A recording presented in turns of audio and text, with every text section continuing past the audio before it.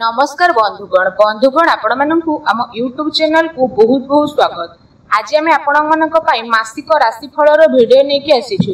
ये जो मासिक राशिफल ग्रहंकर चलन और गोचर को नहीं आधारित अटे से आधार में आपण कहबू ए मासटी आपणकर किपरि साब्यस्त हेबो ता सहित आपण क्यारियर रे भाग्य रे आपणकर बिजनेस रे प्रेम रे परिवार रे शिक्षा क्षेत्र रे व्यापारिक क्षेत्र रे कौन सब परिवर्तन देखा मिलिबो लव लाइफ आपणकर मैरिज लाइफ रे कौन सब बड़ बड़ परिवर्तन घटिबो कौन अशुभ ग्रहर प्रतिकार पाई आपण माने उपाय करिवे ता सहित वीडियो शेष रे जो प्रतिकार विषय में कहबू जहा को पालन करिबा द्वारा आपणक पई ए मासटी अत्यंत शुभमय रे कटि जिवो।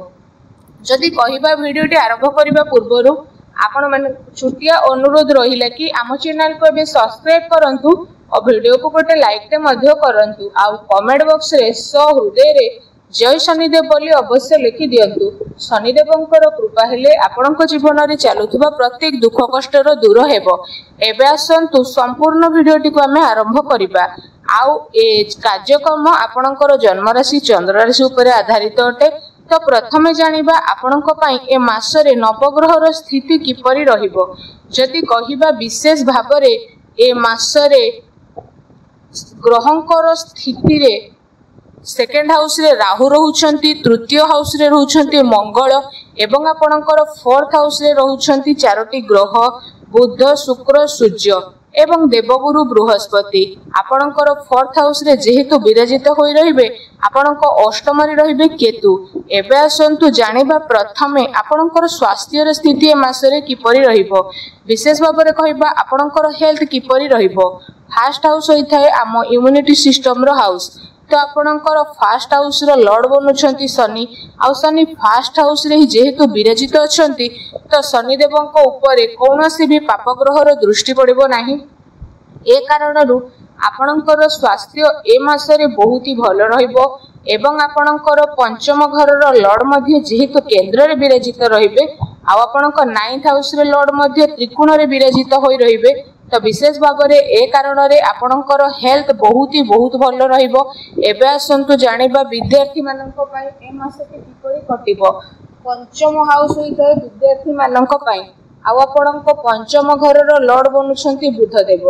बुधदेव आपणकर फोर्थ हाउस रे विराजित जेहेतु अछंती तो विशेष भाव में जदि आमे कहिबा पंचम भाग को गोचर करिवे तो विद्यार्थी पई गोटे खुशी रे कथा कि विद्यार्थी 14 तारीख को आपण पंचम भाग को प्रवेश करेंगे। 14 तारीख पर विद्यार्थी बहुत ही भल समय रहिबो। आ तापर जदि आपनकर एग्जाम किछि रही थाए तो एग्जाम रे मध्ये बहुत भल रिजल्ट आपनको देखिबा को मिलिबो। विद्यार्थी माने पाठ पढ़ा रे कोनोसी भी बड़ डिसीजन नेबा पई चाहुथले तो आपण से सब डिसीजन मध्ये विशेष भाव में नहीं परिबे। आपनको पई समय बहुत भल रहिबो कारण बुध जेहेतु निज घर को प्रवेश करिवे तो आपण गोटे कथार ध्यान रखंतु कि आपणकर पाठ पढ़ारे कोनोसी भी डिसीजन नेबा को चाहुथले आपण 14 तारीख पर नियंतु स्थिति भल रहिबो।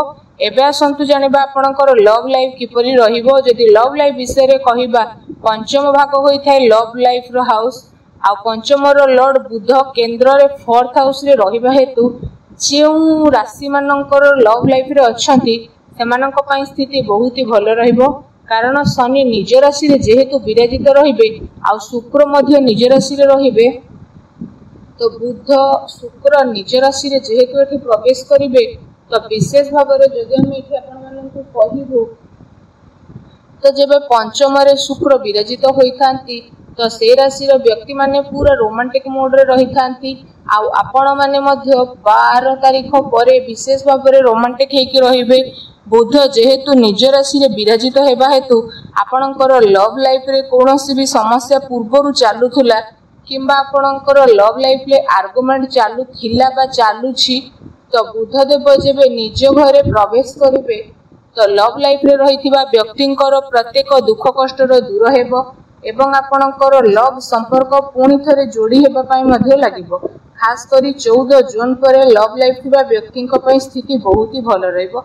एबे आसंतु जानिबा आपणकर मैरिज लाइफ किपरि कटिबो। जून मासरे सप्तम भाग होई थाए मैरिज लाइफ रो आ सप्तम घर रो लॉर्ड बनुछंती सूर्य आ सूर्य आपणकर 4th हाउस रे जेहेतु रहुछंती तो सूर्य 15 तारीख को पंचम भाग रे विराजित हेबे। तो सूर्य को स्थिति आपणक पई भल रहइबो कारण प्रथम केंद्र रे रहिबे तापरे त्रिकोण रे जेहेतु गोचर करिवे तो सूर्य जेहेतु मित्र घरे प्रवेश करिवे बुधंक घरे ए कारणरू सूर्यंक स्थिति आपणक पई बहुत ही भल रहिबो। आउ आपणकर मैरिड लाइफ मध्ये भल रहिबो किंतु आपणको गोटे कथार ध्यान रखिबा पई पड़िबो कि शनिंक दृष्टि आपणकर 7th हाउस रे पड़िबा हेतु आपणक भितरे बहुत ही जिद्दी देखिबा को मिलिबो एवं आपणकर मैरिड लाइफ रे छोट छोट कथा को नै आर्गुमेंट मध्ये सृष्टि हेबो। किंतु आ गोटे भल कथा हला कि आपणक मैरिड लाइफ रे कोनोसी भी बड़ समस्या आसीबो नाही कारण सूर्यंक स्थिति जेहेतु बहुत भल रहिबो 4th लॉर्ड शुक्रंक स्थिति बहुत भल रहिबो। तो जदि एठी विशेष भाव में आम आपण मानकु कहिबो तो राहु 2nd हाउस रे जेहेतु विराजित रहउछंती तो पानी को टिके आपण कंट्रोल रे रखंतु क्रोध रे आसे कि कोनोसी भी डिसीजन नियंतु नाही एवं कथावार्ता करबा समय रे विशेष सावधानतार सह कथावार्ता करंतु कारण राहु जेहेतु 2nd हाउस रे विराजित अछंती तो बाणी को बिगाड़ी मध्ये पारंती। विशेष करी ए कथा को ध्यान रे आपण रखि नियंतु। फ्रेंड्स एबे आसंतु जानिबा सबुठारो महत्वपूर्ण विषय रे आपणकर भाग्य कैरियर एवं व्यापार बिजनेस किपरि रहिबो ए मासरे। जदि कहिबा भाग्य स्थान होई थाए 9th हाउस आ कैरियर रो हाउस होई थाए 10th हाउस तो आपणकर 9th रो लॉर्ड बनउछंती विनेस माने शुक्र आ शुक्र देव 4th हाउस रे जेहेतु विराजित हेकि की रहिबे तो विशेष भाव में जदि कहिबा आपणकर भाग्य बहुत ही भल रहिबा को जाउछि। तापरे विशेष भाव में 9th हाउस जेहेतु आपणकर मजबूत हेबो तो विशेष भाव में आपणक पई गोटे खुशी कथा आसीबो ए मास तो आपणक पई भल नुह बहुत ही भल रहिबा को जाउछि कारण ग्रहंकर स्थिति अनुसार आमे एठी पूरा डिटेल्स रे आपणको कहूछु। आ आपणकर भाग्यर स्वामी जेहेतु केंद्र रे निज राशि रे रहिछंती पंचम हाउस रे प्रवेश करिवे मित्र राशि रे तो देखिबा को गले ए मास रे आपणकर भाग्य विशेष भाव रे एते साथ देबो जे आपण केबे भाबी मध्ये नथिबे। जदि आपण कोनोसी भी शुभ कार्य आरंभ करबे पई चाहुछंती तो आपण करि मध्ये नियंतु भाग्य आपनको साथ अवश्य देबो। आ जदि कोनोसी जगह रे धन इन्वेस्टमेंट करबा को चाहुछंती तो स्थिति भी आपनको पई बहुत भल रहइबो।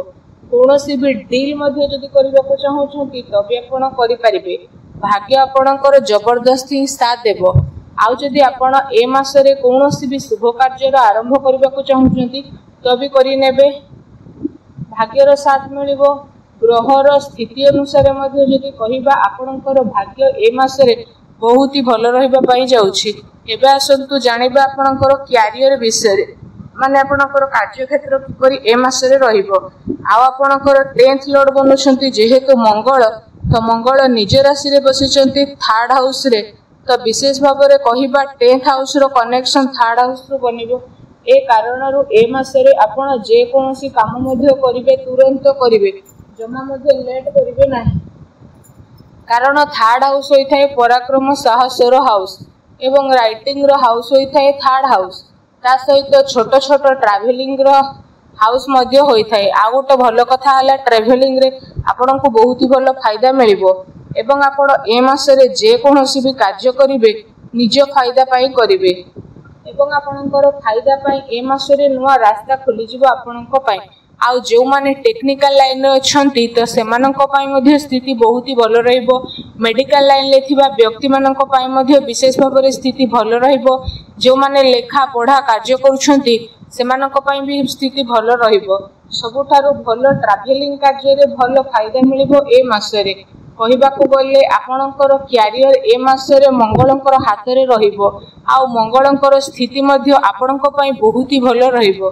एही कारणरू आपणक पई विशेष भाव रे आपणकर कैरियर ए मास रे जबरदस्त रहिबाकू जाउची।